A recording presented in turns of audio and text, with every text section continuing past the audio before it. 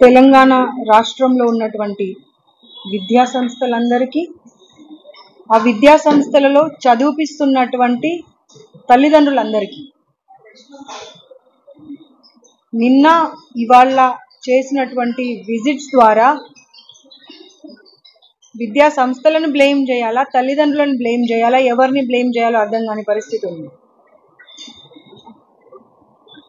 పిల్లలు చదవాలి, బంగారు భవిష్యత్తు ఉండాలి, ఉన్నత స్థితికి వెళ్ళాలి అని ఆశించి వాళ్ళ స్థాయి లేకపోయినా స్థాయికి మించి ఆస్తులు అమ్ముకొని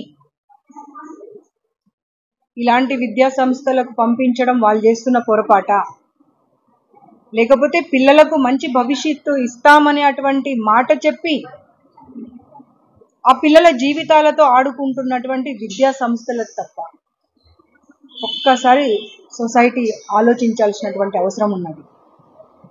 బయట నుండి అంతా బాగానే కనిపిస్తుంది మనకు, బయట నుండి మనం జిగేల్ బోర్డ్స్ మనకు కనిపిస్తున్నాయి. మీ పిల్లలు ఎక్కడ చదువుతున్నారు అని అంటే మనం ఊర్లో గొప్పతనం కోసం చెప్పుకోవడానికే ప్రయత్నం చేస్తున్నాం. అంటే ఈ ఇన్స్టిట్యూషన్, ఆ ఇన్స్టిట్యూషన్, మా పిల్లలు అక్కడ చదివిపిస్తున్నానని గొప్పగా చెప్తున్నాం తప్పించి ఆ పిల్లలు ఇక్కడ ఎలాంటి పరిస్థితులలో ఉంటున్నారు, ఎలాంటి కండిషన్స్ గో త్రూ అవుతున్నారు అనే దాని మీద అటు పిల్లలు తల్లిదండ్రులు దృష్టి పెట్టట్లేదు, ఇటు ఇన్స్టిట్యూషన్స్ దృష్టి పెట్టట్లేదు.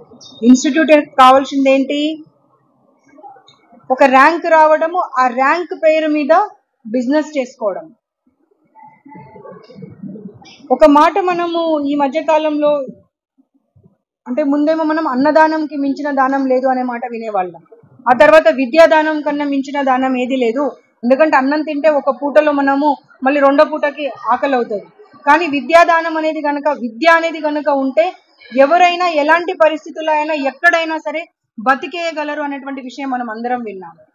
అలాంటి విద్యను బిజినెస్ చేసుకున్నటువంటి ఇన్స్టిట్యూషన్స్ ని ఎలాంటి పనిష్మెంట్ వేయాలో సొసైటీ ఒక్కసారి ఆలోచన చేసుకోవాల్సిన అవసరం ఉన్నది.